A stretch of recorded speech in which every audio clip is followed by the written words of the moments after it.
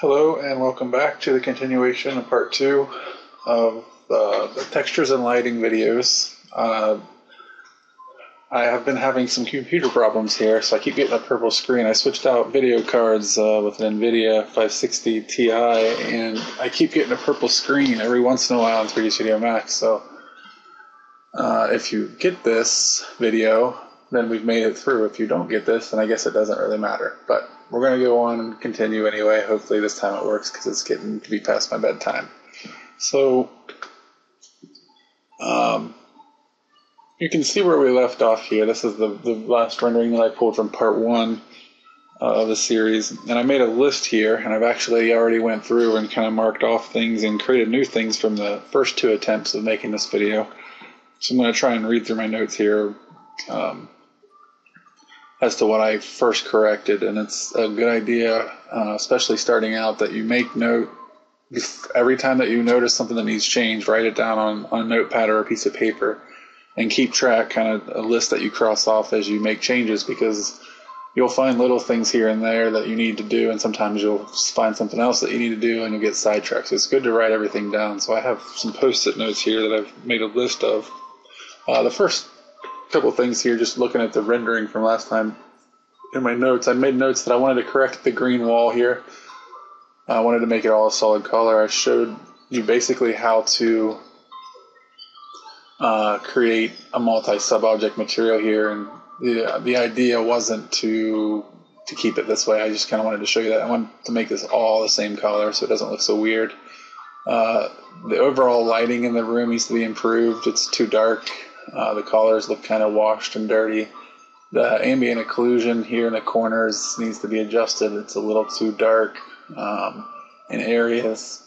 There's speckling going on, so we need to increase speckling. The material on the bar here is reflective, as well as the bar top is reflective, so we need to change those as well. Let's see what else. We need to add some random scene objects here, base trim, the details, but the details will probably come in the next video. I imagine we'll focus on getting this one looking decent before we move on. I also want to add some lighting, and that's where my computer crashed last time. Was manipulating this object up here, so hopefully we get past that this time.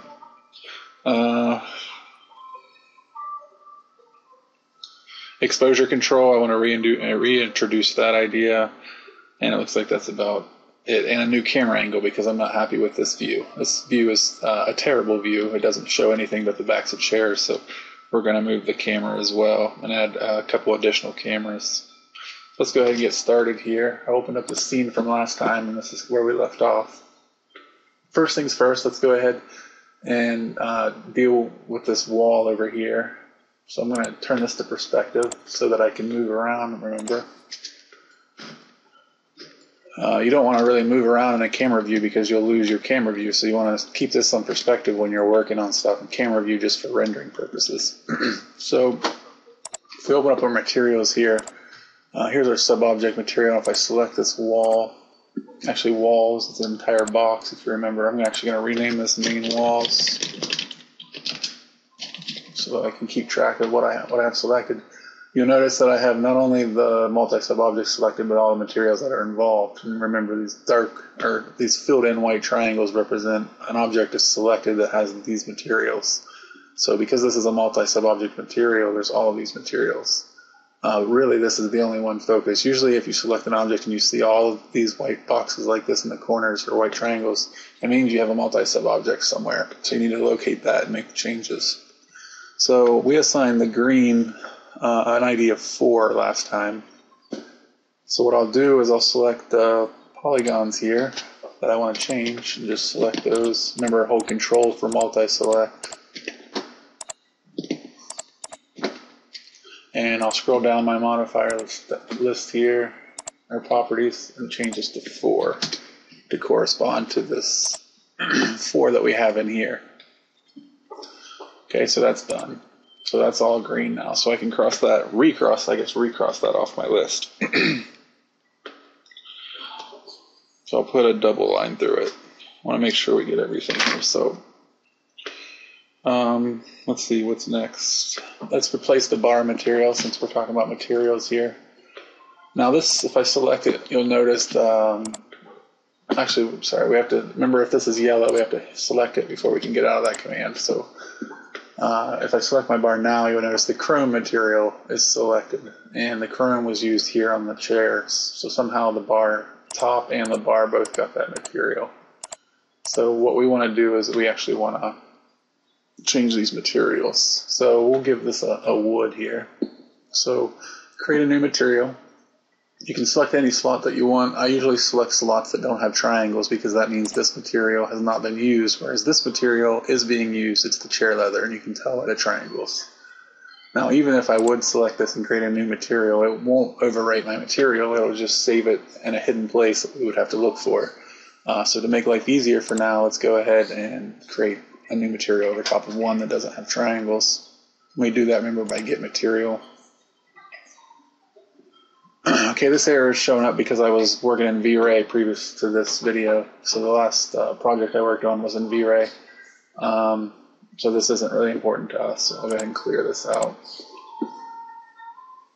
So for this one, we are actually going to be working in Mental Ray and Archidesign, if you remember. Okay, and we'll call this base cabinets, or base of bar base. How about that? Okay, these are our main parameters. If you remember, the diffuse color is the overall color of the object, or texture if we had a map here. If you remember, this is the map where you had maps. If we want it to be reflective, or if we want it to be transparent, these are the other adjustments, and we'll look at this here in a second. So basically I want to add, you can add whatever you want, okay, because you might not even have the maps that I'm going to add here. So feel free to decorate this however you want, but I'm going to select a bitmap here. And I'm going to navigate to where Autodesk keeps some of their maps here, shared maps. So that's programs 86, and you should have a common files maybe, Autodesk shared. See, I have a lot of Autodesk programs installed, so you might not have this folder. If not, just make up your own.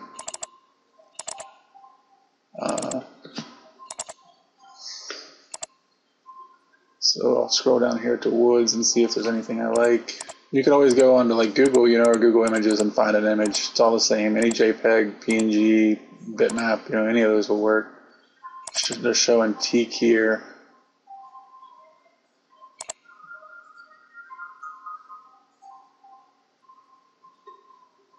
For some reason my computer's acting funny. I'm going to have to get on the horn with NVIDIA, I have a feeling.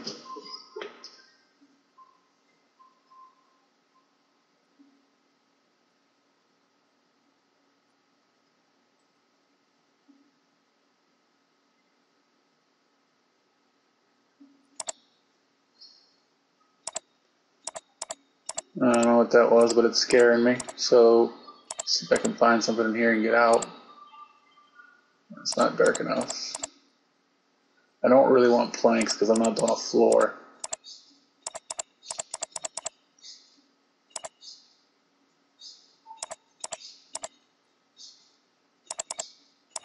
You could take these into Photoshop as well and adjust them if you wanted to. But we're not going to get into that. Let's be on the scope of this guy here.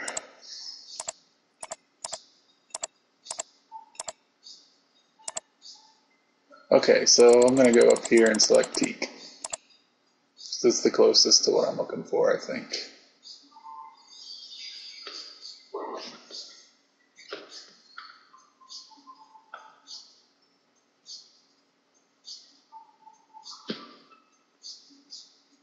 So I'll hit open there, and that'll drop in. Notice now this says bitmap. And if you remember from the last video, to go to the original parent, I can select the up button. Here's my original material that we were talking about. Here's the diffuse, reflection, refraction. You should always have these main, this is the top level. You should always have these at top level. So to go back to my map, I just select a little M here, and there's back to bitmap. And remember, we always want to uncheck real world scale, because without it, you'll notice this kind of looks like some kind of brown plastic. But if I uncheck that, you'll notice now my texture comes back. Okay, and it's actually way glossy, so we want to get rid of some of that, excuse me, reflectivity. So And the reflectivity here, it says 0.6. We actually want that to be maybe 0.95. We don't really want it to be that reflective. And we really don't want it to be glossy, so this could be like 0.4. We take this up to 16.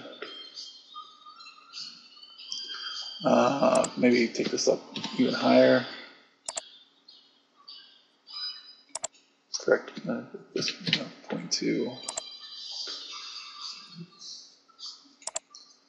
That'll work for now. And I'm also going to add my checkerboard behind there so I can see the reflectivity.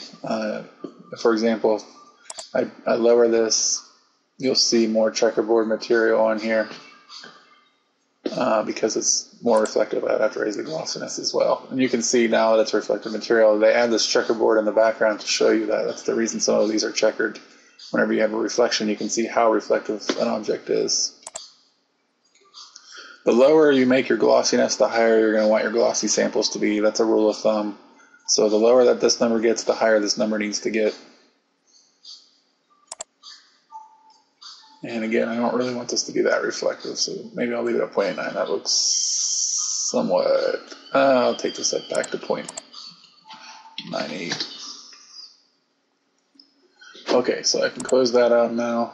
I have my base selected, so I will apply that material.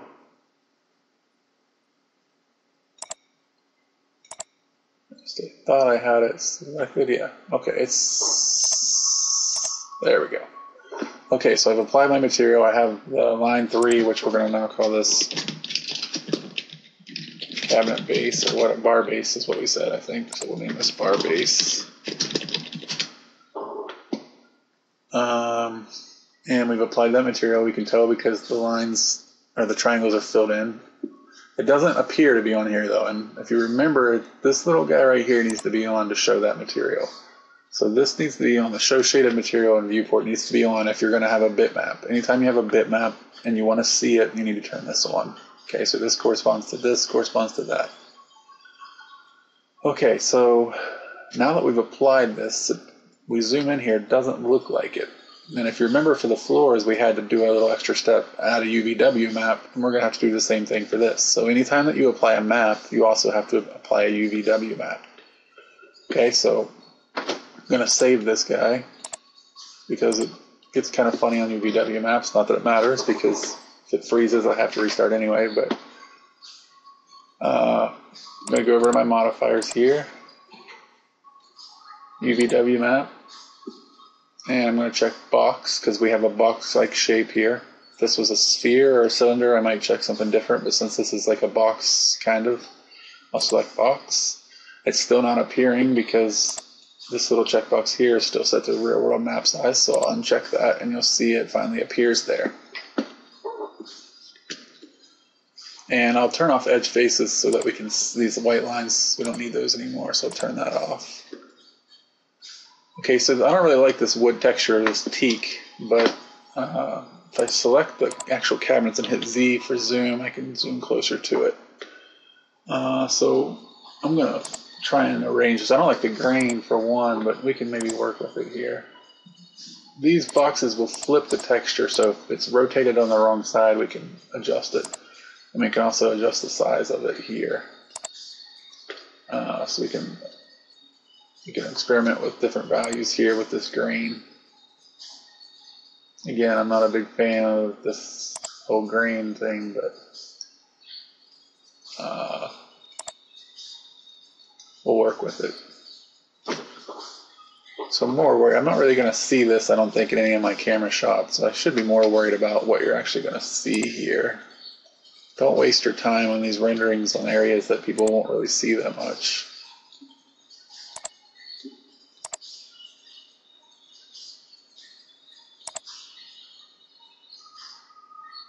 Alright, so we want to squeeze that so it's kind of grainy like this. It looks better. Yeah, that looks okay. So we'll keep that for now. That looks good. Okay.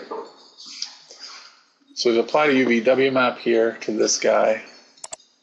So now what we need to do is fix the countertop here. And for the countertop, instead of doing a reflective material like chrome, we want a metal, maybe like an aluminum brush metal or something, or a tile, or like I said, do whatever you want. You can do a wood top or whatever. But I'm going to go ahead and show you some of these other parameters here. Now for the template, we can select brushed metal. I'm going to go ahead and select that. And I'll turn on my little checker background so I can see the reflections. Okay, so you'll notice some things different about this material that other materials don't have. All of these materials have dots for specular reflection, and you'll notice this one kind of has a line. And you'll also notice that the reflection is kind of liney. It's kind of got grainy, almost like just brushed aluminum should be. And this reflection is kind of smeared. It's kind of got lines. This is controlled down here under anisotropy,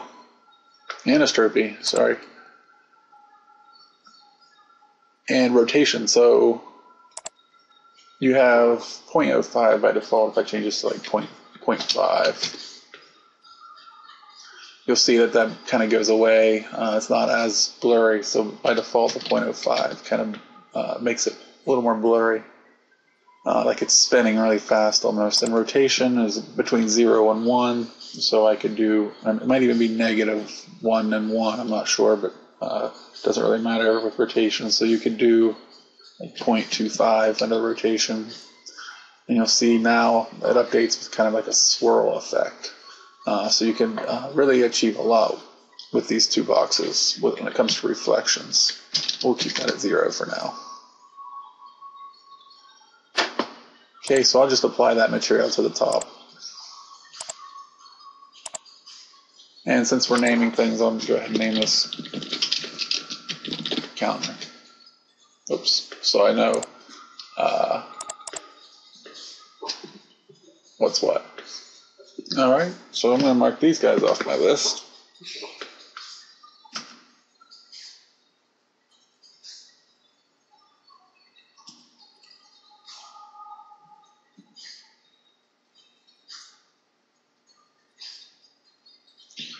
Okay, a couple more things before we do our next test render.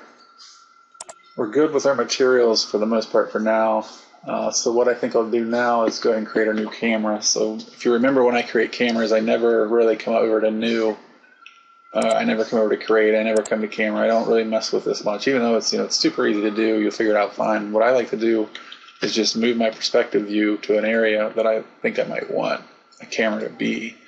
And we need to create an area more interesting than the last area. So I'll use these tools to kind of carve out where I would want my camera to be. Like maybe in this area. Or something similar, maybe. Yeah, maybe do this, and then I'll come up to views, and I'll do a create camera from view, and this will capture this view and turn it into a camera. So now I've got a new camera here that I can name bird's eye or whatever. And now I have this camera bird's eye that I can refer to in this view. So I can jump between my camera 1 that we originally had, which is not so great. Maybe once we get some lights, this view will be a little better, to bird's eye, which is a little more interesting. So I can jump back and forth between those now as well. Okay, so if we go back here, we'll see that it's kind of still dark. And I wanted to show you this picture because a lot of people would immediately start adding new lights or would increase the sunlight, or it would take it completely in the wrong direction. And it's just from inexperience maybe, but if you notice on the ground here, this sun is actually pretty bright when compared to anything else. So the sun really isn't the issue if you look at the sun on the ground. What the issue is the actual daylight on the inside. And when you're dealing with computer programs, you usually have to fake light, but you don't want to start dropping in a lot of lights because it increases render time and it decreases the believability of the image, because you end up with circle-shaped lights on the walls or scallops or shadows where they don't need to be. So usually when you have a nice light like this on the ground, where your sun is obviously coming through and it looks about like it should, usually when you have this and your scene's dark, you need to adjust either final gather in the render settings or exposure control. can also be an easy fix for a scene like this. So I recommend first adjusting exposure control, and then we'll adjust maybe final gather afterwards if it's still needed. So to increase the light, remember, it's not necessary to start adding new lights. If you remember, the only lights that we have are the daylight portals and the windows and the actual sun, and we want to kind of keep it that way until we start adding these light fixtures in here. So let's look at exposure control.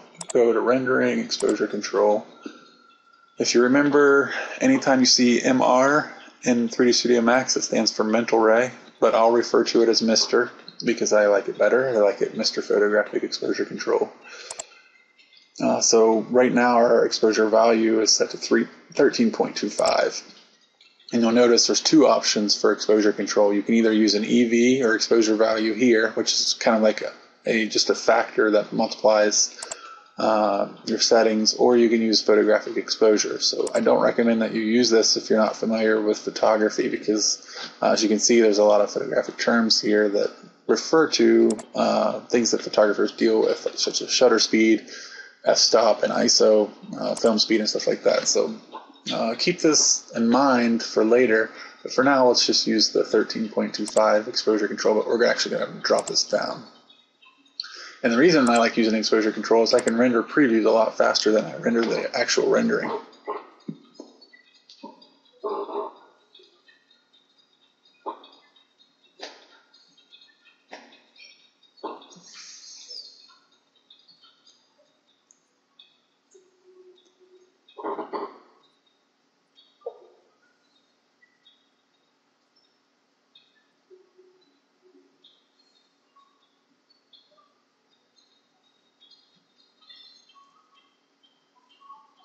Okay, so there's our scene in a little tiny render box, and we can see that the sun is bright, especially on this wall.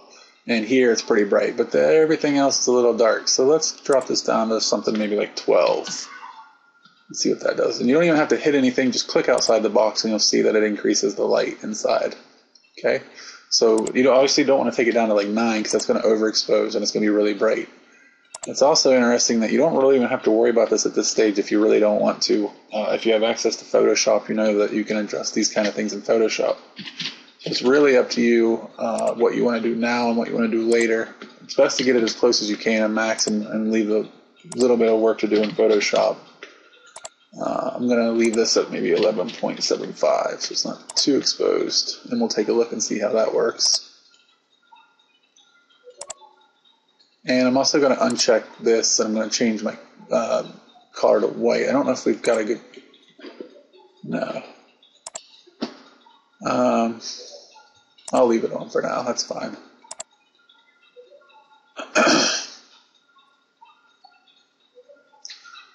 Okay, so let's save it here, and let's go ahead and...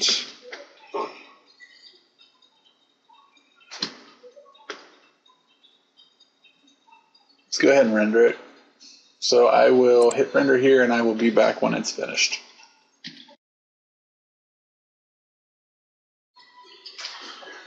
Okay, so the rendering is finished here, so we can add to our list. This is a process that you'll continue, and you'll probably always have leftover items that you never really get to.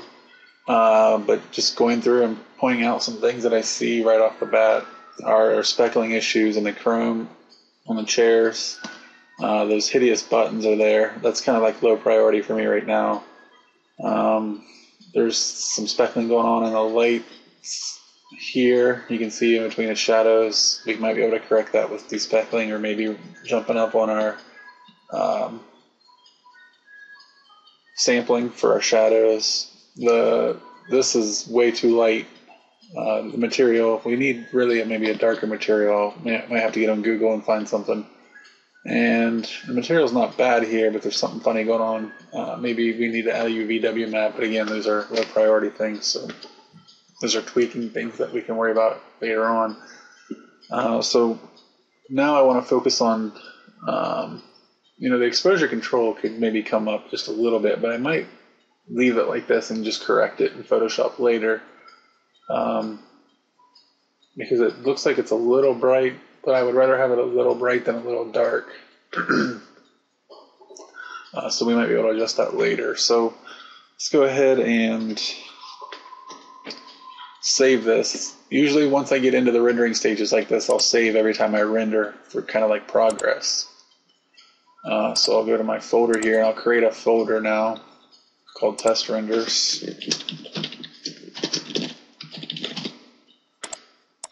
And since this is the first one, this will be 01, represents the first image.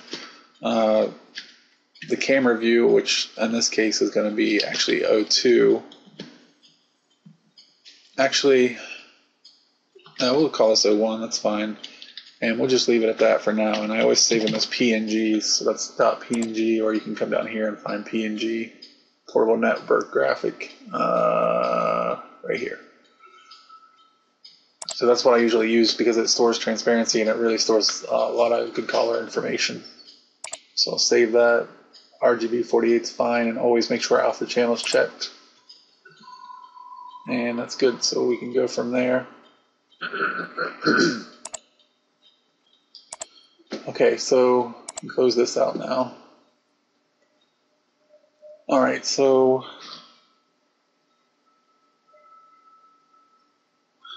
let's go ahead and try and add lights here again since I'm fresh out here of a save. I'm going to move this back to perspective so I can move around. So I want to add lights here in the ceiling.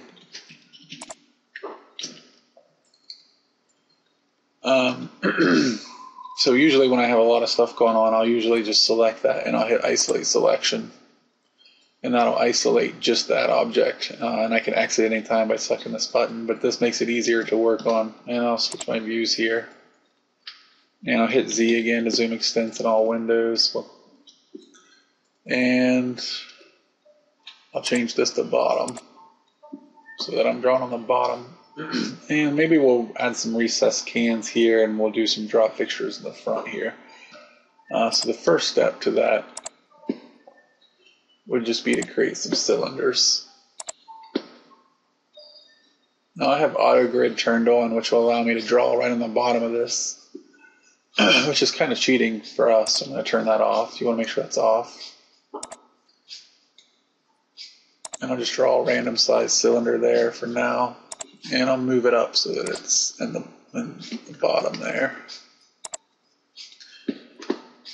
So can lights, I think, come in sizes of like 6-inch radius or 6-inch diameter and 8-inch diameter. So for a radius here, we'll go ahead and put in the big ones. We'll do 4 inches for the radius.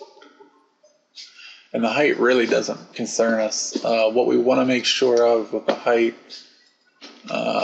is that it goes up a good distance inside, just like a can would. Maybe that's, good. It's a good distance inside there. And we'll just make some copies now. And they can be instances, that's fine. And we'll select this other one now. Select both of them and hold shift to make copies of those two now. And then one more time, we'll make copies of those two. Okay, so now we have, maybe make these a little better centered. That's better. You can eyeball this kind of stuff, these details, unless you're following like a strict reflective ceiling plan, and you might want to bring that in as an underlay or something. But usually you're like 3D Studio Max is meant to be like sculpting, so I'm actually going to apply a reflective material to this, the chrome material. So I want the insides of those holes that we're about ready to cut to be reflective. That's an easier way to trick to doing it too. Okay, so let's save it. Right now we have, if you remember back when we have two objects like intersecting like this, we can do what's called a pro boolean here. So that's under new, that's under compound objects and pro boolean. And you want to select the object that you want a difference from before you do it. So you select the object that you want a difference from, and then you go and select pro boolean, and then you'll see that there's the option for subtraction, which we do. We want to subtract these objects from this object. So you want to make sure subtraction's on. And here you can see we're going to apply the operand material, which these are the operands, and that's why I made them chrome. That way the insides of the holes will take this and chrome material to the inside. That will save us a step. and we have it on subtraction, so I can just like start picking, and I just start picking these guys, and you'll notice it starts cutting holes there in the ceiling. And then select start picking when you're done and hit escape to get out of the command. And you'll notice when I zoom in here we have little pockets. Alright, so that's recessed lights are about as easy as that. Excuse me. If you decide that you want your cans to be deeper, right now if I go to modify, this is still a Pro Boolean, we can add an edit poly modifier to it. Select the edges and make sure that window crossing is turned on so that everything has to be inside the window. You can select the tops of all those guys. And if we look up inside here, we can see that I move this up. I can move this up, to the extent of the depth of, or I can move it down if I really wanted to. But if I want these to be deeper, I can move those up now by turning it to an edit poly. So you'll find out that you'll use edit poly a lot when you get into modeling stuff. Alright, so we've done our deed here. We can exit isolation mode and we're back to normal. There's our recessed can lights. I'm going to save it in case we lose it. I'm actually going to save the video in case we lose that as well, and I will be right back.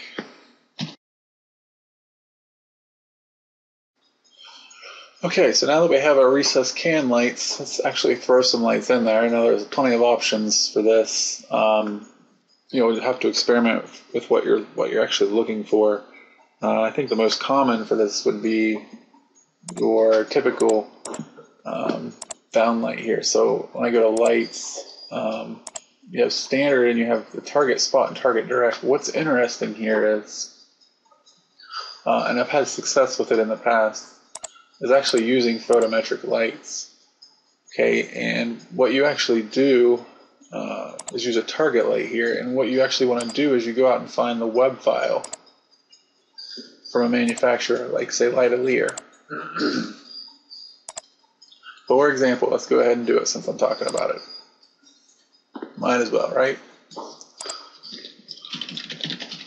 So let's go to lightolier.com. Excellent place to go for data files, spec files, and even products. They have wonderful products. So right off the bat, there's a technical downloads here. We are looking for photometric files, right? Because if we jump back to Max here, we're talking about photometric lights. Okay, so I can download a zip file with all of them. I really just want the recessed Lightcaster, let's see, Lightcaster downlighting. And we'll save the file to D.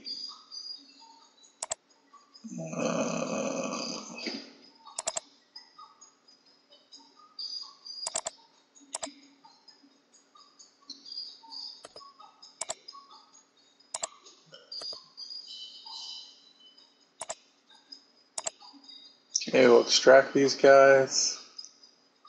And did it extract? It did, so I will delete this zip file. We'll look at what's inside here. Here are all of their Lightcaster series products, IES files. So I imagine if we open this up in a text file, probably. I don't think it's encrypted. Let's see. You want to make sure you uncheck this so it doesn't always go to that same file. Open it up in Notepad. Yeah, so you can see here the information of the light is here. This all is the data here that doesn't really pertain to us necessarily. That's for Max to use. But this is the 5-inch series recessed downlight reflector. So we used an 8-inch, I believe. So I'm not sure. Probably easier just to find it from their site, but let's take a look here at a couple more. 5-inch still, so maybe the 1001s, maybe it's 1010.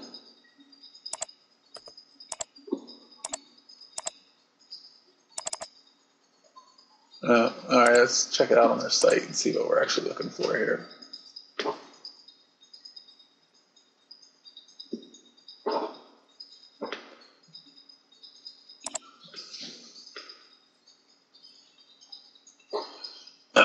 Oh, maybe I lied. Maybe they don't have 8-inch. I thought they had 8-inch. That's all right. We can use 6 3/4. That's fine. Could have swore there was an 8-inch in here at one time, though.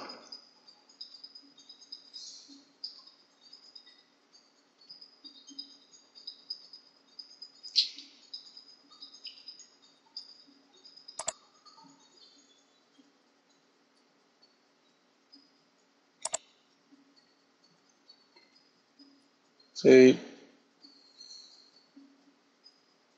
1100 here.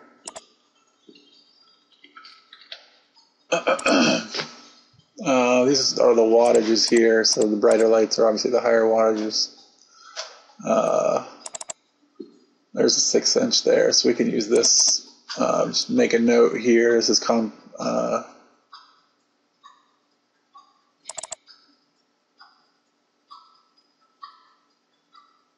yeah, so this is a compact fluorescent 6-inch series reflex downlight 42 watt G triple tube lamp, 3200 lumens. It should be fine. So we can use this light, and this would be photometric data that we can use for accurate lighting. So again, this is the 1101CL-42. So I'll just write that down here.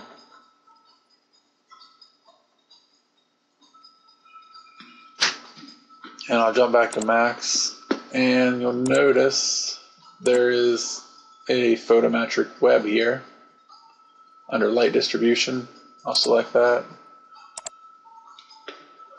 Select my distribution here, and you'll see choose photometric file, which is what we just downloaded a ton of. So now I can go to some recent places here.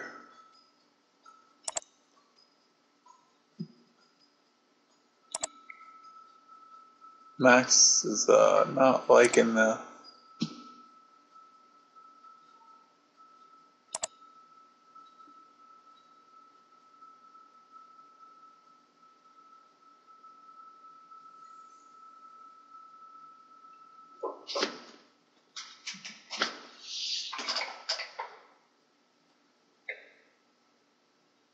Seems like this is the only program that it actually acts up on. Every time that I go into these Windows dialogues, I have nothing but problems. No, no, no, no.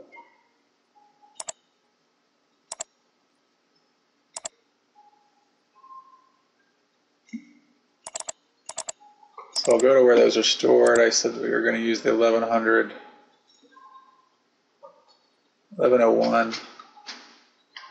CL 42 watt. And there's the photometric web. Hit open. Okay, that drops the the Batwing sheet, as they like to call it. Batwing image in there. This has to do with the distribution of light and the light fixture. I really don't have to change anything from this point.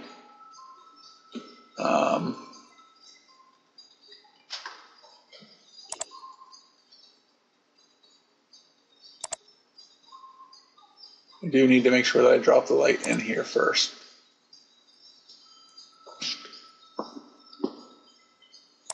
And did I lose? No, okay. So you'll see a little weird looking bead in here. It looks like this with a yellow box. You'll have to go to a couple different views here, but it's placed here on the ground. So I'm actually going to move this guy up here into the hole halfway up or so, about there. And I'll move my target. This is the actual target of the light. You have to actually select the target. If you have problems selecting the target, you can come up and select the actual light, right click, and select light target. And you'll want that to be vertical. There's not really any way to make it perfectly vertical that I've ever found, so you kind of just make it somewhat as close as possible vertical. Come in at the top and align it. It doesn't have to be perfect. I will drag a box around the whole thing though and center it more in the circle there. All right. up a little bit. And what I'll do now is I'll just make instances of this. I'll just hold shift and move and do an instance, just like I did with the cones. Yeah, I'll move that, and then I'll come up and select this guy. Hold shift again and move. I'll make sure that you select the whole light.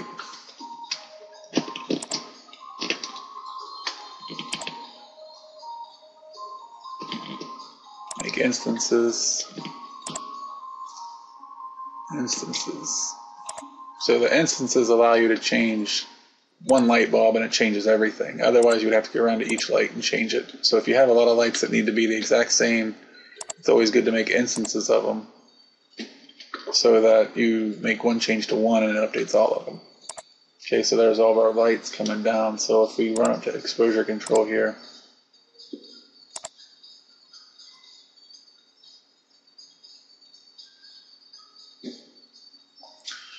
activate the right view first.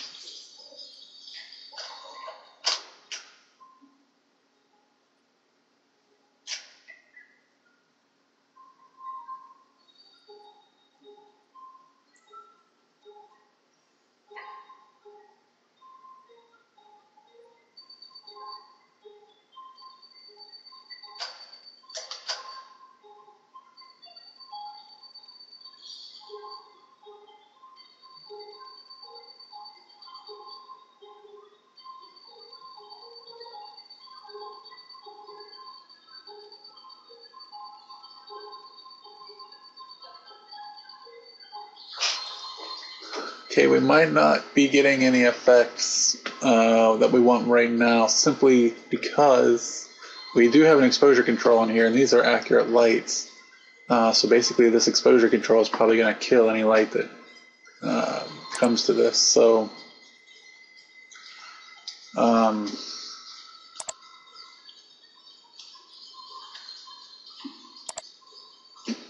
what we might have to do here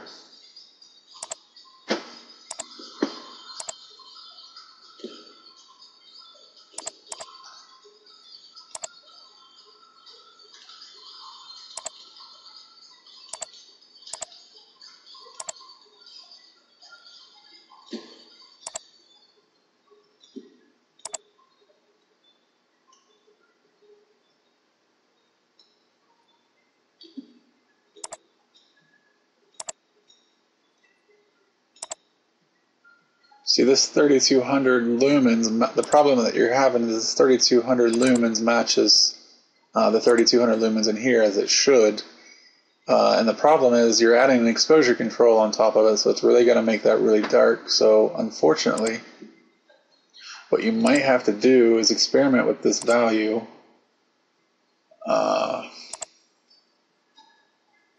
You see one thing here.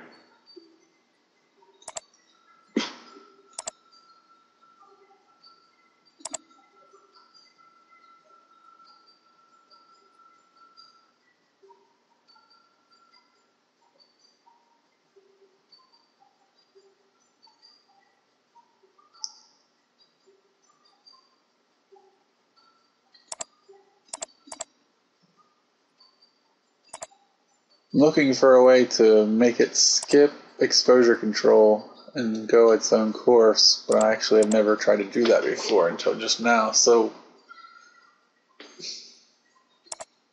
that's kind of a pickle. I might have to do a little research and see if I can come up with a better solution for that and let you know about it. But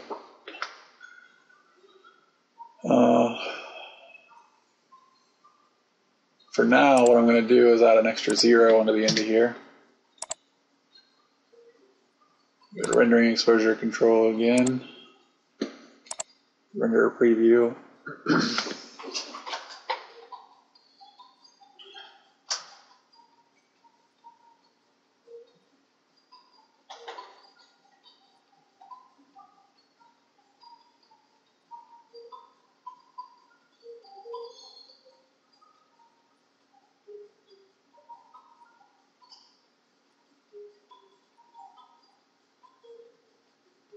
Basically what happens is the sun is a very, very, very bright light.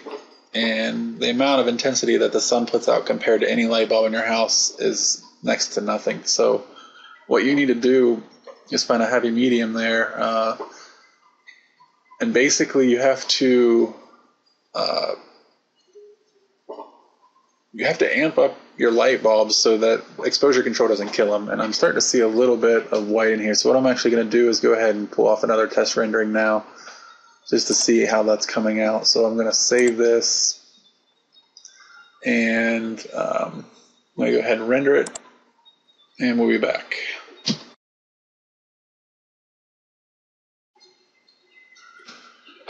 Okay, so it's done rendering here. It's actually not bad for adding on that extra 0 over here. You can see the scallop here on the wall. You can see the white up from the chrome reflections, some scallops over here, so it could maybe get a little higher, maybe a little lower. I guess it depends on what you're looking for overall in a scene. But there's still more lights to add, so the whole idea, I think, with mainly adding these lights, since we're not really concerned with lighting the environment necessarily, since we've pretty much done that with daylight, would be to get these white things up here. So I would say this would be acceptable. In most terms, it should be fine. The interesting thing is, looks like we're missing a couple of white circles up here, maybe here and up here. So we'll check to make sure at least the geometry is correct. Other than that, the materials on this thing are hideous, and there's something going on here with speckling on the chrome. Not a big fan of these buttons, but other than that, it seems like it's coming along okay. The tile floor could maybe use a bigger bump mat because we don't actually see the lines in the tile, which is a problem. But these are all things that you work out as you go along, so make note of anything that you see that needs corrected, and you work through those guys. We're going to take a look at the ambient occlusion, but I'm going to go ahead and save this first as O201.png. Close that. Save.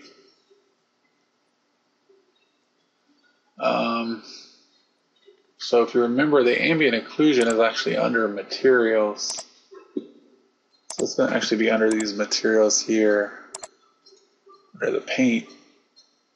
The max distance is set to 1 foot. Samples is 16, so I'm going to change my samples to 24 in these colors here.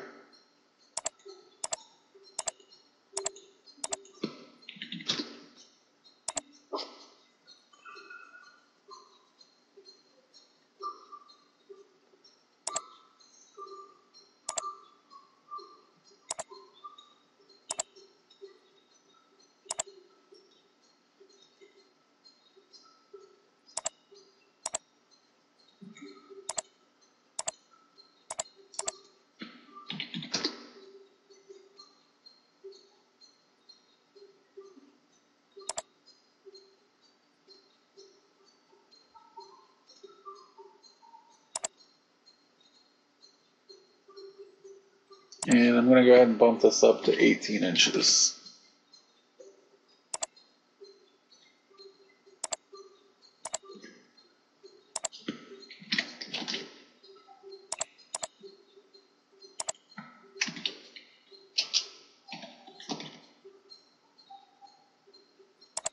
Alright, so that should help with the ambient occlusion in the corners. We'll take a look at it and see later. I want to go ahead now, we're talking about render speckles, and go up here and see what the settings are set to.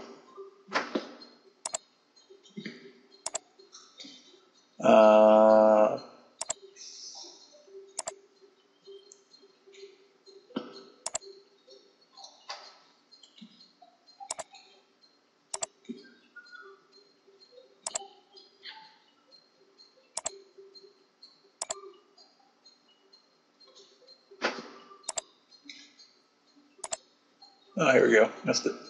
So the noise filtering speckle reduction is set to standard. Now, a note about this noise filtering speckle reduction. What the speckling reduction does is actually takes out extra pixels or photon bounces that are kind of stray. So what that means is that your image gets darker the higher you set the setting, the darker your image is going to get. So you have to keep that in mind as you set this. We can try it at high. I'm not sure how well it's going to work. We'll go ahead and set it to high for now. If we don't see much adjustment, then we'll have to come back and change it. Now the final gather, we're actually pretty good as far as brightness goes. If we wanted the scene to be a little bit brighter, we could bump that up to 300.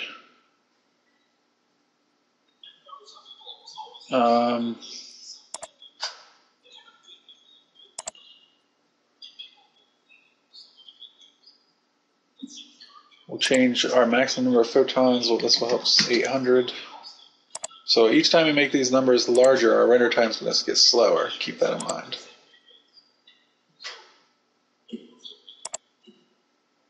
I don't think there's anything else here I want to change right now. Still at Mitchell, samples per pixels. We could actually probably, I'm going to adjust my soft shadows to 2. I'm going to change my minimum here to a 16th.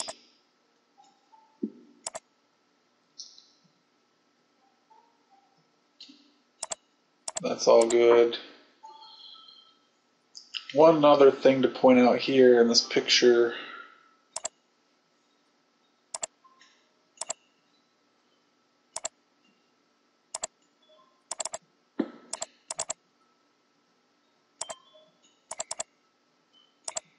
Okay, in this test render, you'll notice there's a lot of white up here of unused space. Not to mention, anytime somebody buys a TV these days, the TV is widescreen. You think about it, my monitor right now is widescreen. And this box just looks funny. So now's a good time to go ahead and start thinking about layout of the image on paper as well. So what we're going to do is we're actually going to get rid of this top slice up here. We're going to make it more of like a 2.0 or 2.5 image aspect. So to do that, the first thing we're going to do here is select the plus sign here and go to configure viewports and go to save frames. And we want to actually show save frames in active view, and that's going to give us the boundary of what's actually going to render. You'll notice from this view that the scene rendered a lot more than what it's actually showing here. Okay, notice how much more ceiling we actually have here. So to correct that, we need to show the save frames and hit apply, and you'll see now this actually is showing what's rendering. Okay, so with the save frames, we can see what's actually going to render here. I'm going to hit apply and hit OK. Now to correct this image, what I'll do is I'll go to render setup now and the common tab, and I'll change my image aspect to maybe 2.0. Now you'll see it's starting to fill in a little more what it's supposed to actually look like. So I can maybe go a little bit more to try and fill in that whole, I kind of like the idea of filling in the whole 2.5. So let's do 2.5 and then we'll actually zoom out and our actual image will zoom out here. So now this is what it's actually going to render like, and I kind of almost like this view. So what I'll do is I'll create a view, I'll create a camera from this view.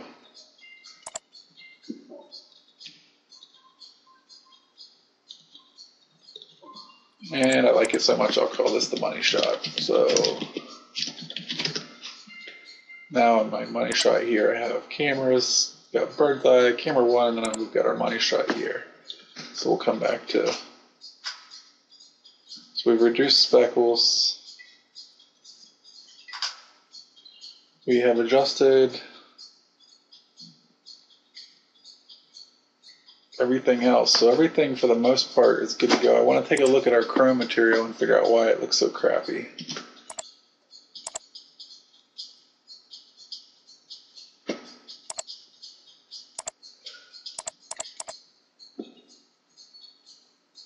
Pretty smooth there.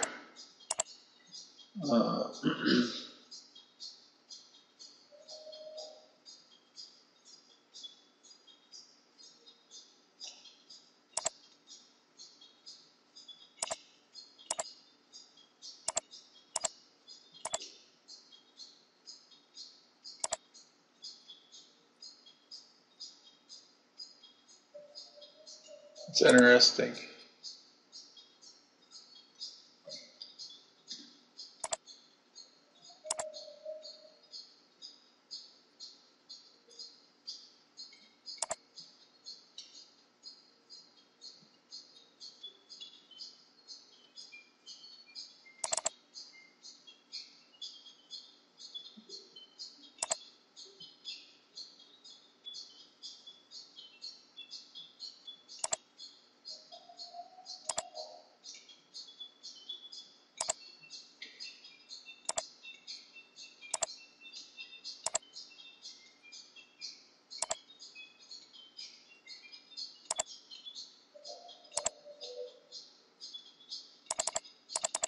I'm going to drop this down.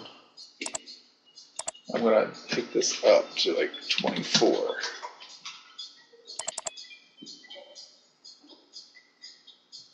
See if that helps with the choppiness of that. And while I'm going to get a perspective, I'm going to take a closer look at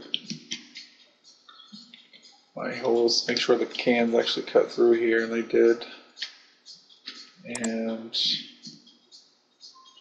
can't tell, it doesn't look like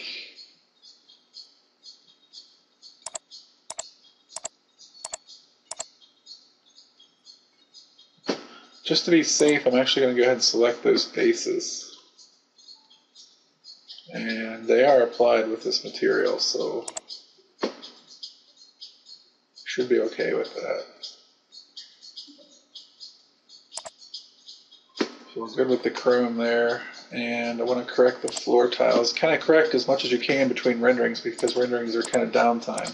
So you kind of want to go through all your lists and make sure you have everything for each rendering, because in the next rendering you're going to find something else. So when I look at this texture,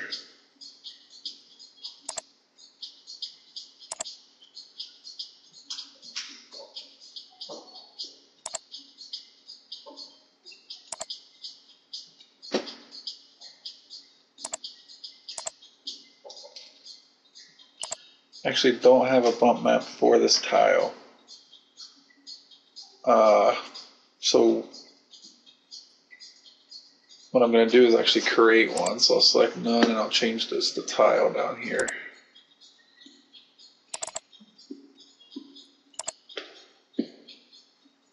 There's our, now we have a bump there, and our grooves, we need to make sure it's a little better.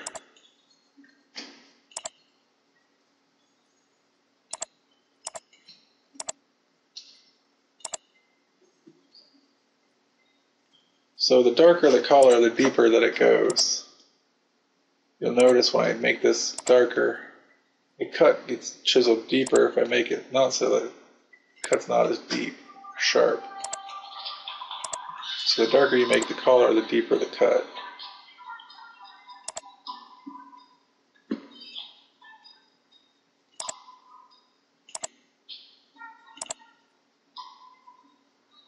Just make this gap a little smaller here. This should help with the tile not showing up. Adding a bump map usually helps with that kind of stuff, so we'll see what that does. So we've added a bump map there with tiles, and we could increase the amount of bump here if we wanted to as well. 0.3 should be fine. So I'll leave that as is. Change this back to money shot here.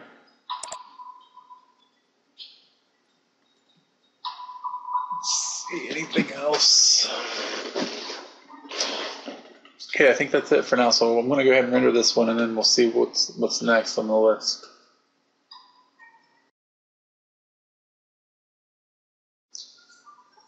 All right, welcome back. The rendering has finished. About 16 minutes or so for this one, so the time's definitely increasing when we think about the image size.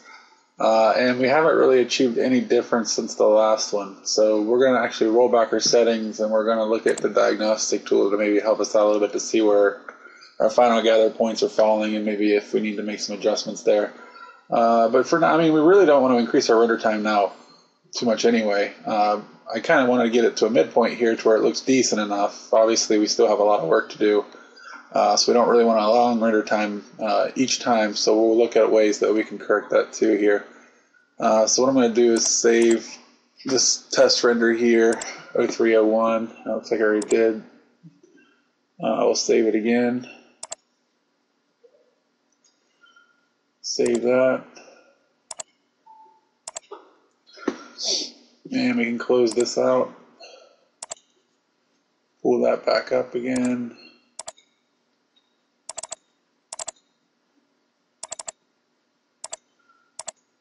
Okay, so between here and here, there's not a huge difference. Obviously, we cut the size of it down tremendously. So this large block, which looks kind of, we have all this white space for no reason. We've kind of cut down now to more of a smaller picture. So it's a smaller picture now. We could render the size larger and we could be right back where we were before. So don't let that fool you. The proportion here is just simply,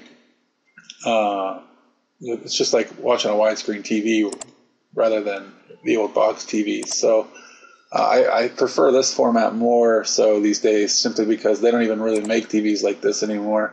And I refer to a TV because people watch TVs. People like to watch TVs, and people like to buy screens like this because of the format. So my theory is, if people like to watch TVs like this, I would imagine they would like to look at pictures like this as well. So usually whenever I make a rendering, I usually keep it in some sort of widescreen format. And we'll see some other effects, such as tilting the camera and stuff when we finalize this thing. But so the settings really haven't improved much, so I'm going to roll back the settings here. More specifically, I want to go to the speckle that we changed, and I want to change this back to standard, because there's no point in a long render time if it's not helping us. So we can roll that back. This can stay to where it was. Everything else can stay where it was. And I think at this point what I'll do, since we know this is somewhat a strong rendering setting atmosphere, down at the bottom you'll notice there is a preset here. Okay, this will allow you to save all of your render settings in a preset so that you can refer back to it. So when you start changing numbers and you start messing things up, or you start finding things you like better, you can always roll back to this one and save the other one. So we're going to save this one now, and we're just going to call this maybe standard settings. And I'm going to actually, instead of saving this in render presets, I'm going to save it where my actual file is held, just to keep everything together here. And it's going to say select everything that you want to save. Now it's going to obviously indirect illuminations inside of here, processing. All of these things are tabs inside of here, as well as environments and lighting effects. So it's good to save all of these together. You might as well just save everything. So with everything selected, you can hit save. Now you'll see our preset is set to standard settings. So for example, if I wanted to go to a different setting that's in here, maybe I wanted to go to one that Max provided here. I can load those. You'll see these have changed tremendously, and even our screen has the size of our image here has changed as well. So I can jump back and forth between different presets with these. So when I load back my standard settings, everything comes back to where we had left it before. So it's definitely a helpful tool as you progress through the stages. So this is something that we can default back to. We know that it's a pretty decent rendering time as far as what everything we have going on, and we know that from here we can only build higher. So that's a good little tool to have. Okay, so what I want to do now is look at the actual rendering diagnostics tool. So that's under processing. And this will allow you to see kind of what's going on behind the scenes, and we don't really get to see where all of our final gathered dots are lying. So I'm going to turn this on, and I'm going to go ahead and render it again and let this go. See if it's probably going to take a good amount of time, so I'll go ahead and pause it and come back. Alright, so we're back here with our final gather diagnostic here, and now we can see the actual dots of the bounces and the densities of all the dots with the settings that we have right now, which are 300 rays per FG point. So these points represent FG points, 300 rays per point. The density right now is at 0.8, so the density is kind of low considering. You can see the density is higher up here in the corners. This has a little bit to do with the ambient occlusion that we have set on.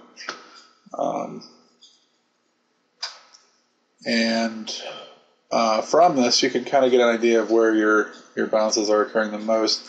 You could do another one by boosting these up and comparing the two if you're still having trouble understanding the concept of the final gather.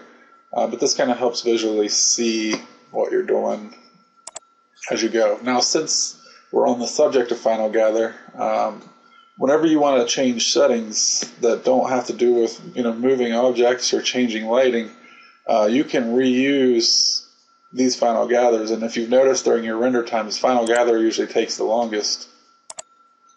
So down here at the bottom, single file only, final gather map, incrementally add, and we can save our final gather map here. And basically, as long as you don't change your lights or move any objects, basically whenever you're changing just render settings, you can save that final gather map so you don't have to render it each time. And there's also a quick shortcut to do it here.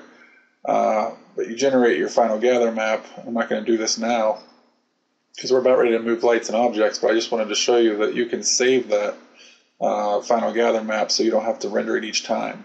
And again, that's only good if you don't change any of your lighting or move any objects, because obviously if you do that, then the computer needs to recalculate either the light bounces off of objects that have moved or the intensity of the light leaving the source. So again, this is only good really for changing render settings. Once you start fine-tuning stuff in your render settings, it'll help speed things up tremendously. So we'll want to keep this in mind for later, not necessarily right now, because we're not actually going to use this. So we'll keep that in mind. So another thing, since we're on the subject, I might as well go ahead and dig a little deeper. What we're going to do, I'm going to go to my programs here, accessories, I'm going to go to system tools, and my resource monitor. Okay, and this is going to pull up the resources my computer actually has here. And it's going to give me an idea of what's being used during 3D Studio Max renderings. And it'll give you kind of an idea of if you have a slower computer and you're thinking about upgrading in the areas that you need to focus on upgrading. And I can tell you now that if you're having slow render times, it's going to be based on your CPU. Okay, so I have right now inside of my computer an i5, roughly around 3.3 gigahertz, and it's still pretty slow. I have 16 gigs of RAM, and you'll find that RAM doesn't really help you much at all during renderings. Barely do I ever get over 50% use. So let's go ahead and take a look at a rendering here as 3D Studio Max goes. If I can find it, there we go, 3D Studio Max.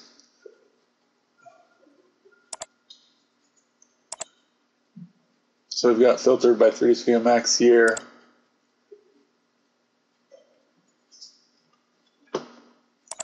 Okay, my total CPU usage right now, max, you can see is the orange line down here. It's hardly using anything because we're not doing anything. And then I have my threads here, 0, 1, 2, and 3. That's 4 threads. The third is parked, and you can see kind of that the computer's even behind the scenes using a lot of processing power just to keep things going. There's a lot of things going on my computer right now. So what we want to do now is basically, we're not going to sit through a whole rendering, but I kind of want to show you what happens here once we start rendering. So as you can see, there's no orange. And I'm going to go to my renderer here, and I'm going to turn off the final gather thing. And we'll hit render again. And we'll see here right away, my CPU total spikes, okay, almost to the top, and it stays almost to the top, and eventually it will hit the top. You can see all of this usage now on all 4 threads, The third thread's no longer parked. I'm at full 100% capacity on all my processors here for 3D Studio Max. So Max, when you're doing renderings, relies heavily on the processor in this stage and all the way through. If I go to my RAM here, which is 16 gigs, you can see I'm hardly using any RAM at all. Even for 3D Studio Max, it's even during a rendering, it's barely going to 100%. So if you're worried about your render times, I would focus mainly on maybe upgrading a processor if your renderings are taking a long time. You can see just right here from the resources that during a rendering stage, your CPU is maxed out. Okay, so slow render times are brought to the processor. Not to say that RAM doesn't help, it definitely helps in the case. It doesn't go up very high because I have so much, considering this standard computer, but it still doesn't have quite the effect that the processor has. And I thought I would go ahead and show you that while we were on the topic. And you can also see here the memory used is consistent, just over 1 gig. And you can see here I have in use, well, there's other programs obviously contributing to this, but right here, just over 1 gigs should match up my Comet charge. So keep that in mind as you do renderings and what computers you render on. Whether you render on a laptop or a desktop, you usually want to steal the computer with the highest processor first when it comes to renderings. Now, when you're actually doing stuff inside Max, when you're starting moving stuff around, when you're doing stuff like this, moving stuff around, that has to do with your video card more so than most of anything. So if I take this over to here, go to CPU, we can see my CPU is now kind of leveling out. And as I move this guy around, it increases some, but it doesn't increase to the max like you would think it would. And in order to see that, we can go to another extra program here, Afterburner. We can look at the graphics card here. Okay, this is an aftermarket program for a graphics card. So we can see over here, this has to do with the processor on my graphics card, the fan on my graphics card, again, the core clock on the graphics card, and the actual memory on the graphics card. So we can see when I start moving stuff around here, let's see, where's the usage at here? GPU usage, 48, the temperature. There we go, it's starting to climb a little bit. So as you move stuff around inside of 3D Studio Max, it's more towards your actual graphics card than it is your actual CPU or your RAM. So different aspects of the modeling process actually come with different ins and outs, but you can see you don't use quite as much processor power as you're working in Max as you do when you're actually rendering. And memory, it's the same idea. It doesn't really use hardly any memory. It stays pretty constant throughout. So keep those things in mind as you progress here and get a little more comfortable with actual computers and renderings and so forth. Alright, so back to the actual rendering of it. I thought it would be good to show you that stuff. I made some notes here.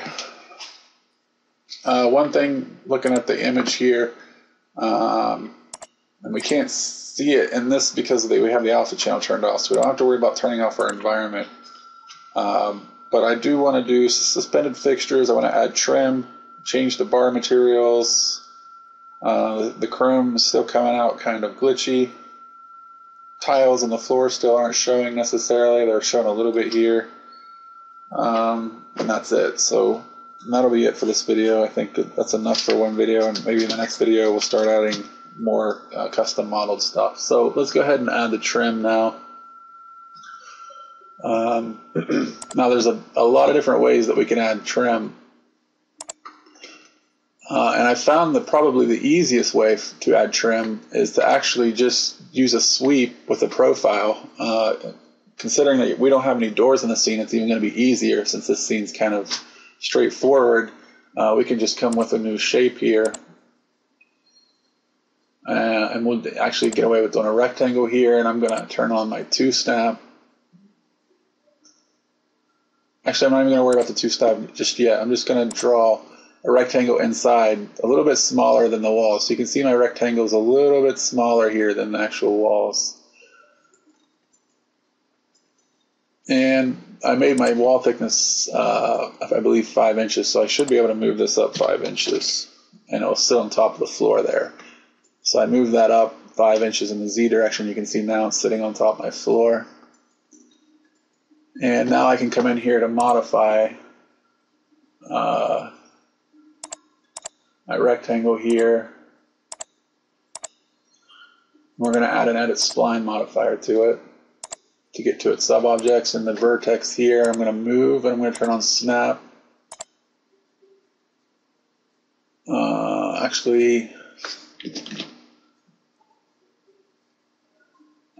Let's go ahead and turn on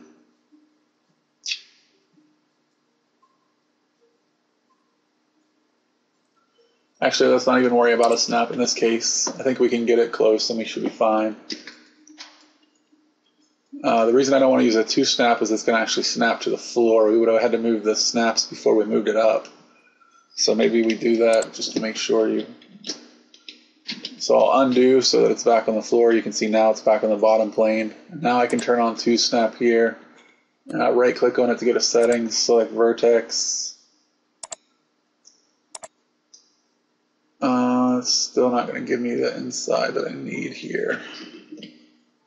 Let's see.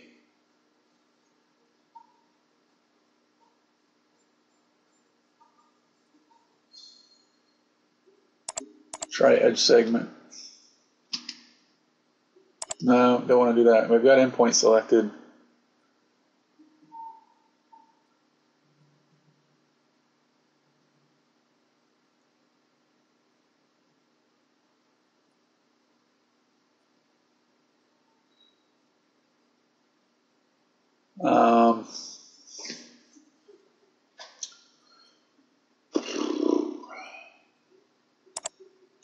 Go ahead and turn on edge segment. And we got to add a poly modifier to this guy again. Since we undid the previous one. Select that guy.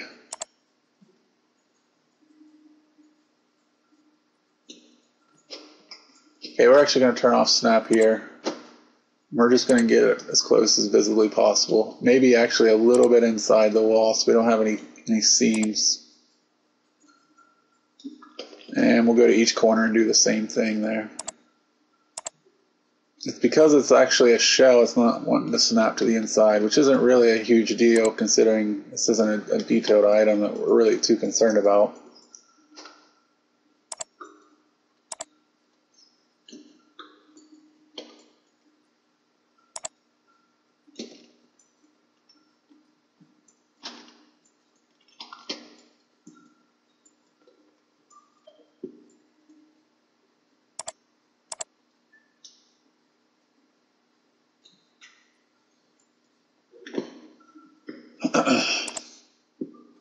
Okay, uncheck poly, and then you can move this up 5 inches again.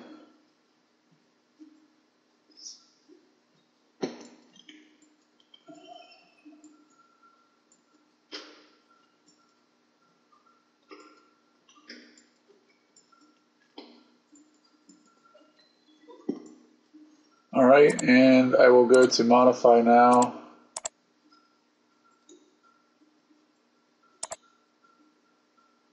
Or let's see, I'm sorry, new compound object. This is actually not a modifier, it's a compound object.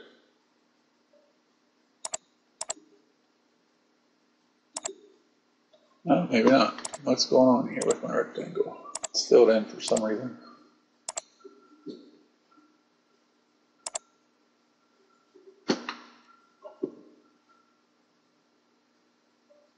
Oh, I added a poly modifier to it. You need to add an edit spline. I'm sorry. That way it doesn't turn it into a poly there, and we want to keep it as a, whoops, not delete spline, edit spline. That way it doesn't fill it in like a rectangle as previous before.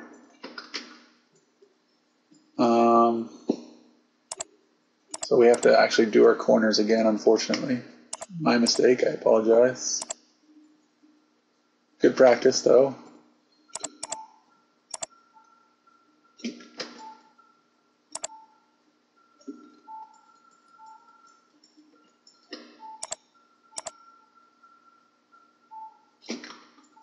Got some funny stuff going on in my corners here. I think when I move my windows, I accidentally nudge my walls, and that's pretty bad on my part, but that's okay. This wasn't meant to be anything.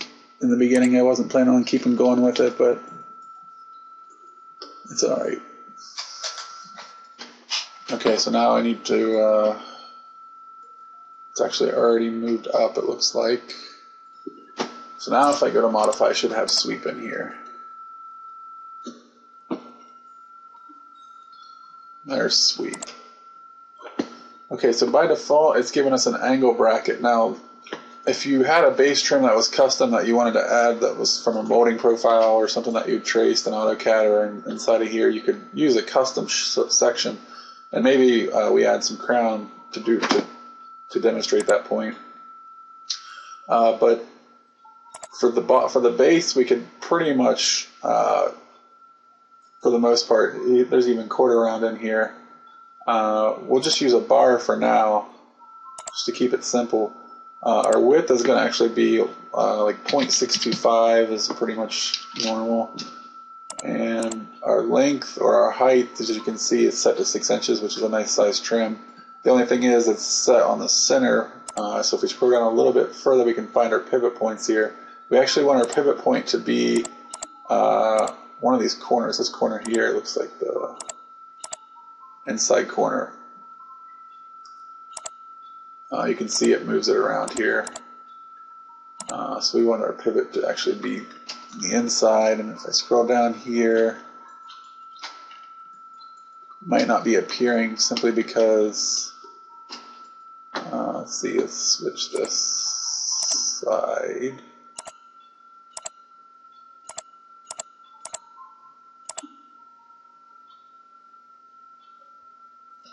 Alright, so I can step back to my spline here and move it closer to my wall.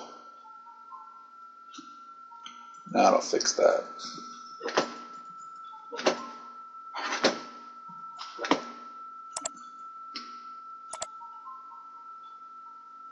Because we're working with such a skinny object, being 5/8, we need to get it as close to that wall as possible here.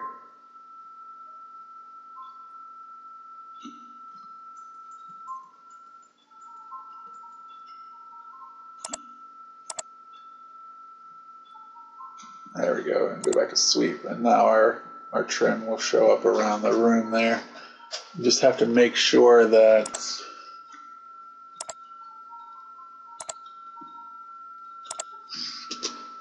because I'm having some difficulties here in my corners, that it's actually on the wall. It's actually inside the wall a little bit there, so that's good. That's kind of what I wanted.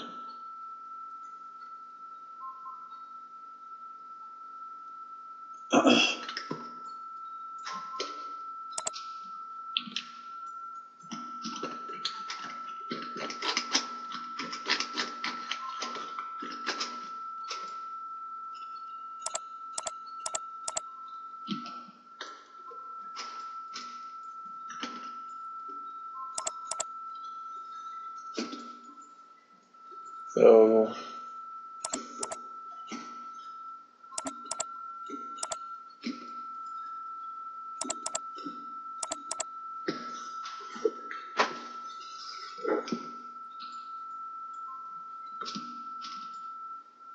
looks like it's up against the wall here as well, so that's good. So we're good with that.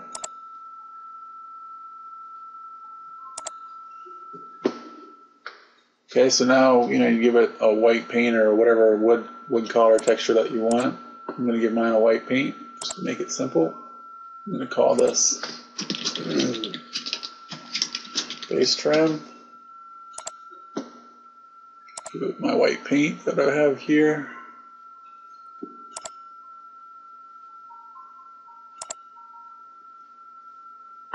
Okay.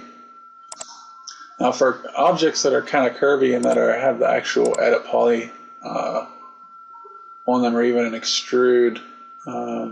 Actually, looks like I still have my line saved here. So what I could do with this, since we worked in the modifier stack here, we can actually reuse this line. So what I'll do is I'll just drag a copy straight out here to the right like this. Make a copy, not an instance. And I will delete the UVW and I'll delete the extrude, so I'm left with just a line here.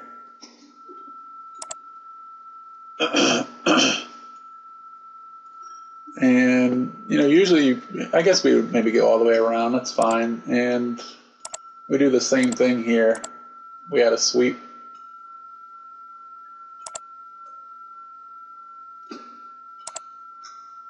And we change this to bar length 6 inches, width 0.625. Make sure that's inches.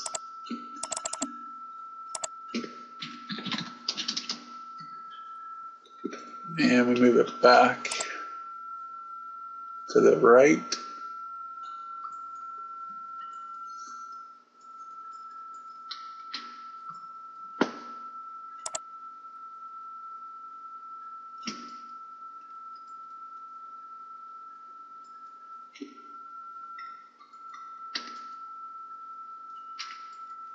Change your pivot point.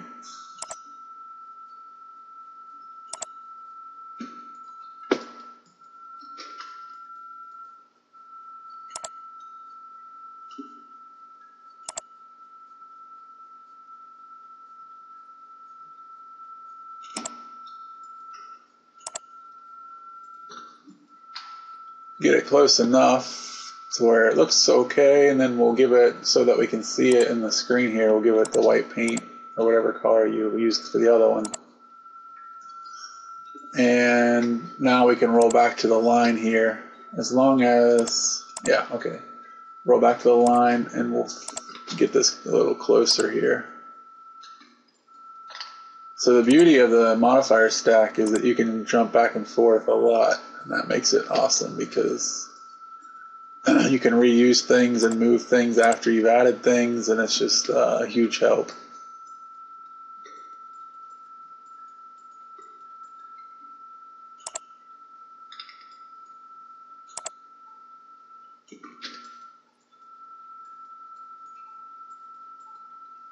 Again, this is the trim, so it doesn't have to be exactly perfect. You just kind of want it to be nice and close up to your object so you don't have unnecessary shadows and lighting. And you can turn on your toggle show and result, and that'll turn it on and off to show you where the actual thing will be sticking out there. And it looks actually pretty good from where I am now. I think this is okay.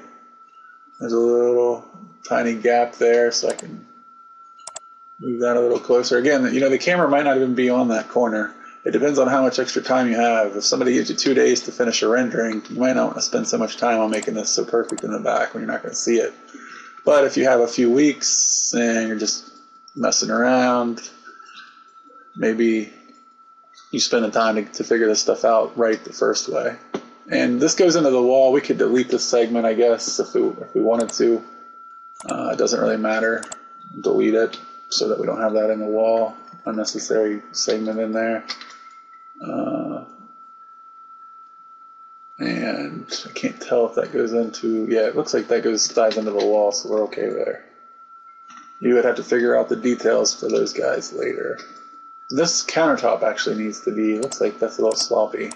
I'm gonna fix that.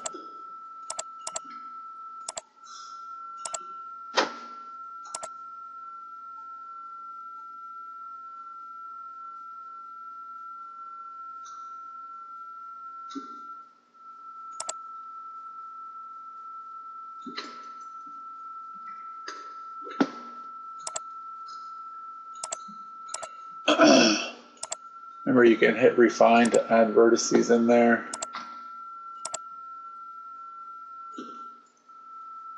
Try and get it to conform a little more. That point I kind of like. I'm not too worried about that. We could maybe even hit one to select vertex here. Oops, kick me out for some reason. Select this vertex, and we could add a chamfer to it maybe.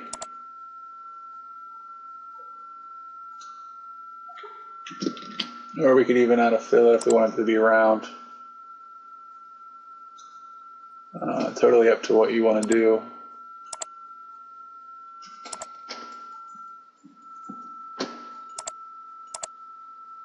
Just kind of tighten this up a little bit. That's okay, it kind of sticks out a little further there, but again, I'm not worried about that stuff. So that looks good. Now we have our trim. Let's go ahead and, while we're on the subject,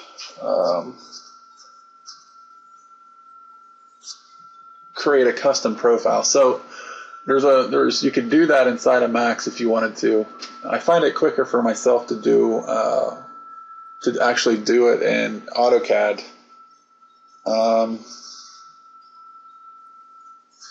And I would kind of want to save reference images for here for another video. So that's what I'm actually going to do, I think, is I will go on the internet here. Let's see.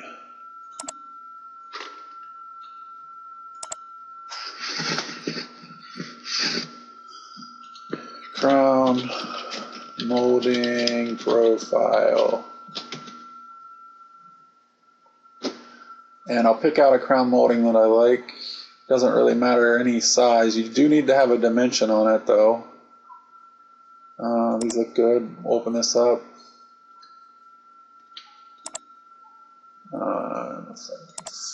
I can't see the dimensions. You need to be able to see the dimensions.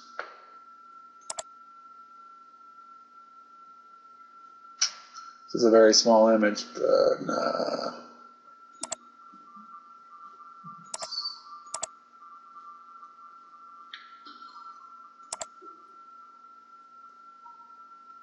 Just change it to large so that we can see. Those look more like cases.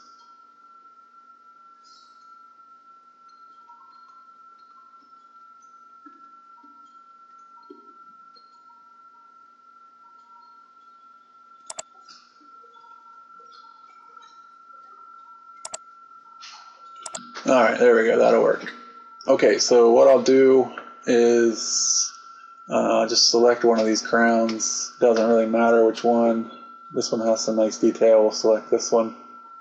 So I'll just copy the image and I'll open up good old AutoCAD here.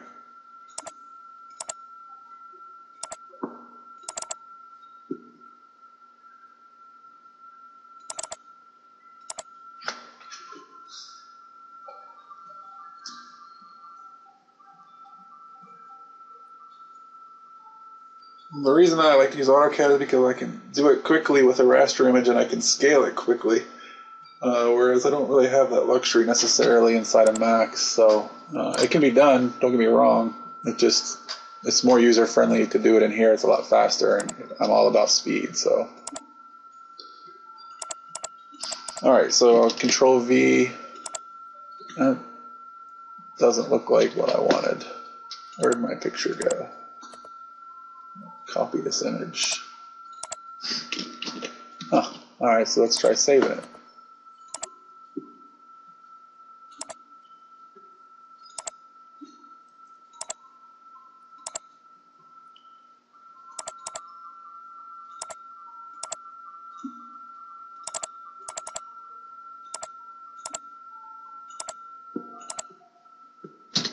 Alright, so we pick out our crown that we want. We create a new layer here. I usually call it trace.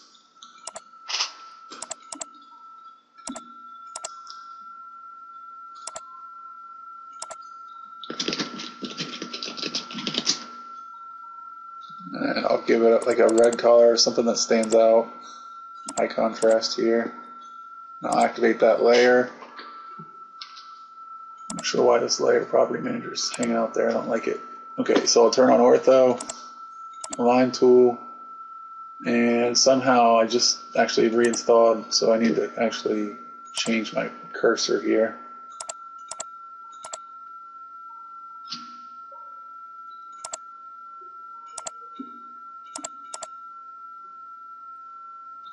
There we go.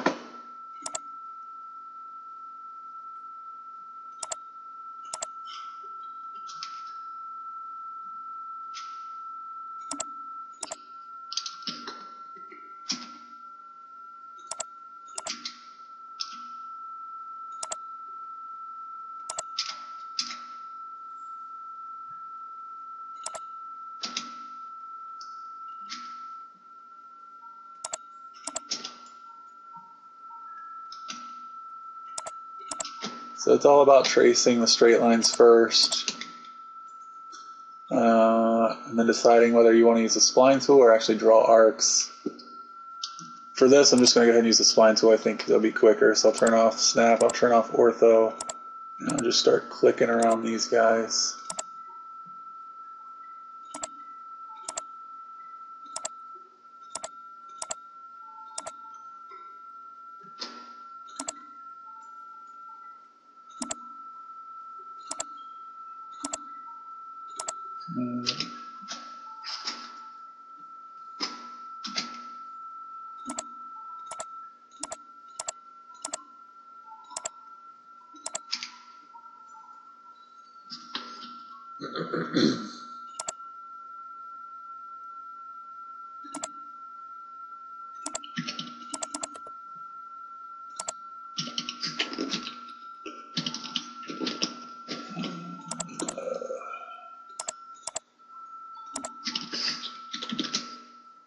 Then trim up all these unneeded lines here.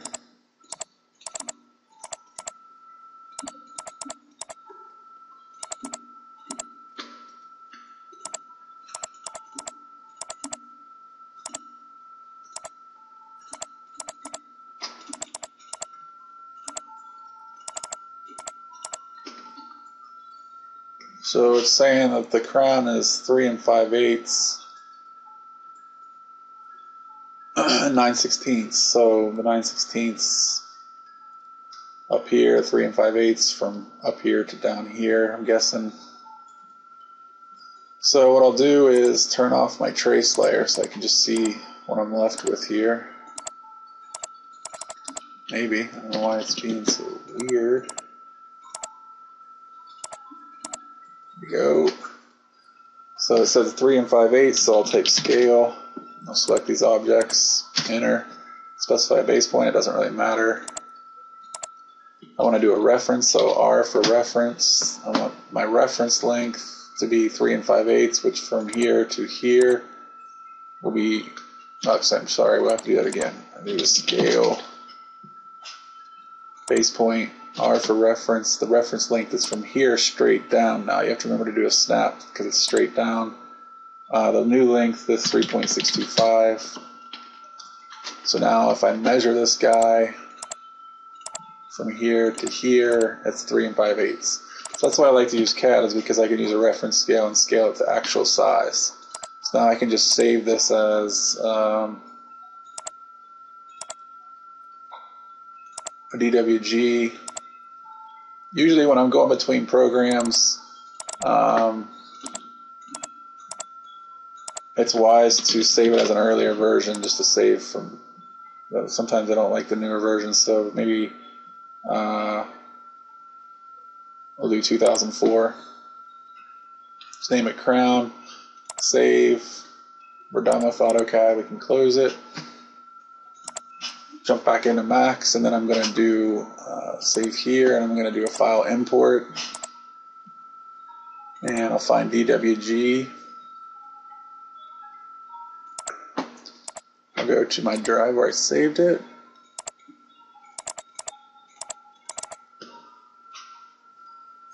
And once again, takes its good old time.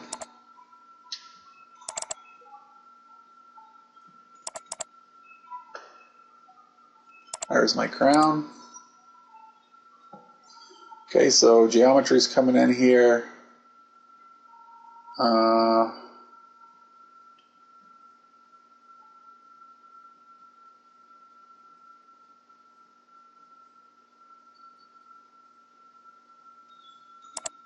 Just to be in inches.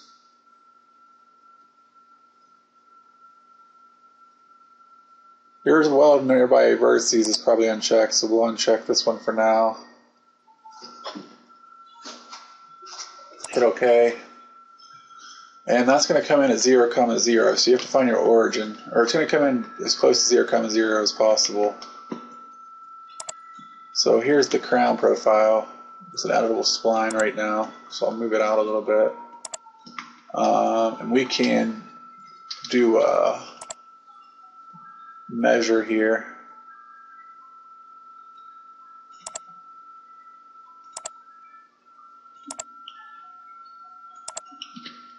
Actually, let's do a little more user-friendly.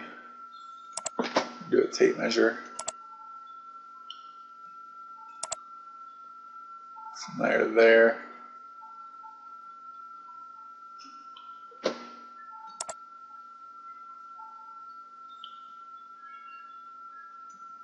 And we can see we're just right around 3 5/8 for the length there. So it came in properly with our length. So I'm happy with that. So what we need to do now is we need to weld these together. If you remember, anytime we bring anything in, if I go to the vertex here, we need to have just one yellow dot. And you can see here we have tons of yellow dots. So if we want to extrude this as a solid, this needs to have just one yellow dot. Sometimes it has a little more than one. Usually it should just have one or two. And if you weld this with a really low tolerance, you should have no problems. See, that's a little too small of a tolerance. So if you start losing geometry, you need to boost it up. Actually, we'll change this to 0 and weld it. There we go. So with 0, we actually were able to achieve one yellow dot here. So now this is completely closed in. I can use this in a sweep now. So what I'll do now, it doesn't need to have any kind of orientation or anything, which is nice about the max sweep. And what I'll do is, since we already have a sweep of the bottom here, I'll just reuse it. Select my base here and I'll hold shift to make a copy. I'll go up to the ceiling now. This is kind of nice that we have a nice rectangle room here. I'll make a copy, not an instance. I'll call this crown molding. And I'll make sure that I'm getting the full trim effect here. We'll probably have to modify that. So now, since we have our own shape here, instead of using the built-in with the bars and all of these things, we can use our custom selection. And I'll just pick that shape that we imported over here. And you'll see it updates the shape here, updates the crown. You can see if you're in the right orientation by going here, and you can see we're upside down. So what we actually need to do is we need to mirror this on probably both planes. There you go. And to double check to see, looks like the big guy is up on top here, and then it comes down to this. So we've got the big guy, and then it comes down to that. So we're good. We do need to move it up still. It's about there. Everything else is okay. Go to the other side here, and we're good on that side. So that all looks good. It still should have the white paint from before. It does. I'll save this. I'm going to go ahead and save the video because my computer has gone a good bit of time with not crashing, which is good. So I will come back in a second. Alright, so it looks like we're coming up on almost 2 hours here. I kind of like to keep the videos to 2 hours, so I think we'll save the modeling of the light fixtures here for the next video, the custom fixtures.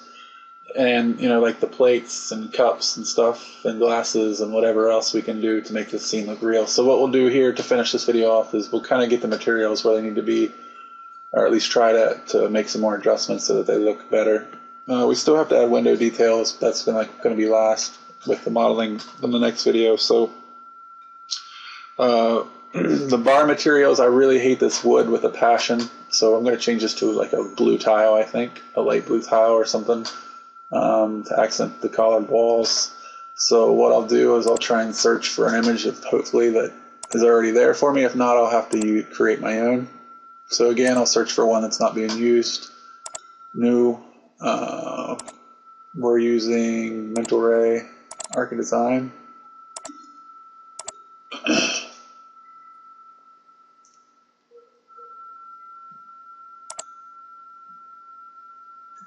Glazed ceramic tiles. And I want my color to be in the blue range for diffuse here. Okay. It looks like actually they're putting a map on here though. So if we take a look at the map, we have glazed ceramic tiles here. So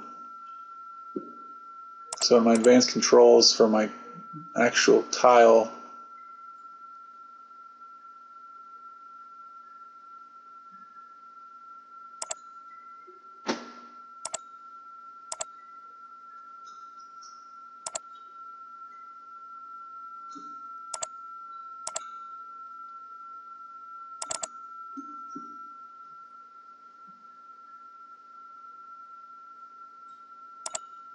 cut this map and see.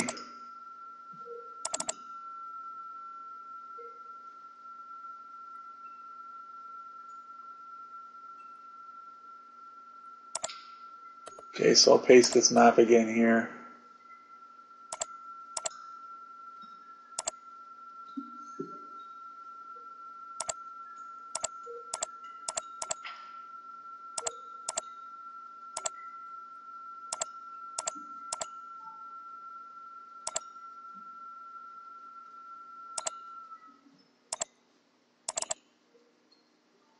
There we go. It's kind of what I was looking for, maybe a little bit lighter. And instead of a dark grout, I had more in mind maybe a white grout. So I'll change these from darker colors to lighter colors here.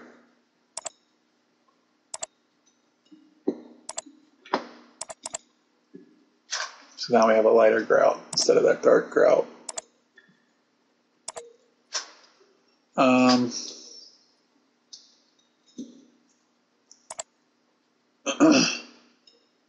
Still not fond necessarily the color here.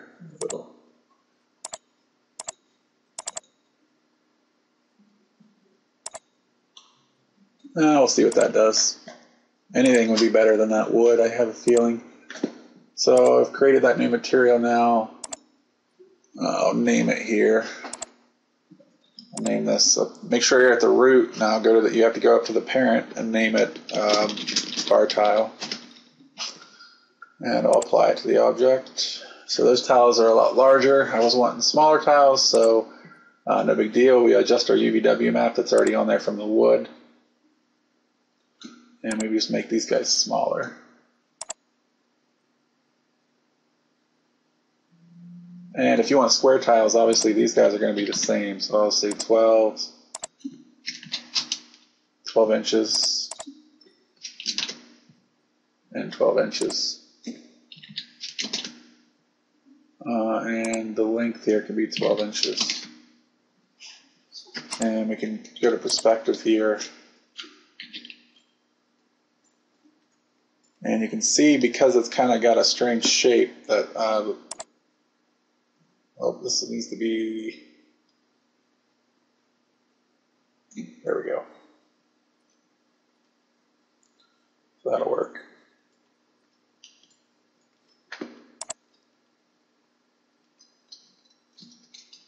Now in the actual tile itself of the map here, where you have a random seed here, this will generate, you can see now the pattern changes. So if you don't want certain things to be repeated like they are, you could hit this random pattern and it'll change the pattern of the tiles randomly.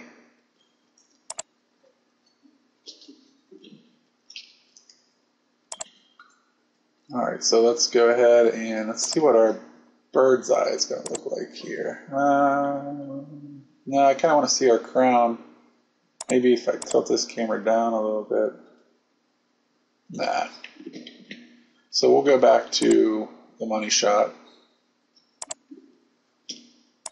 Maybe alter the perspective here a little bit. Maybe start getting this thing to be a little more dynamic. And I'll boost this back a little bit. And maybe throw a little spin on it.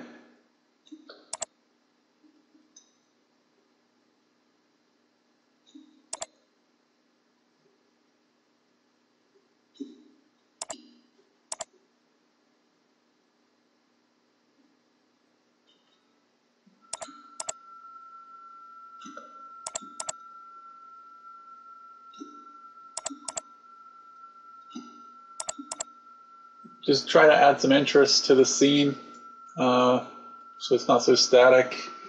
A little rotation. We'll adjust this stuff later, but it's fun to just experiment a little bit with what it could look like. A little bit of tilt. So I'll save this. I'll render it, and we'll be back.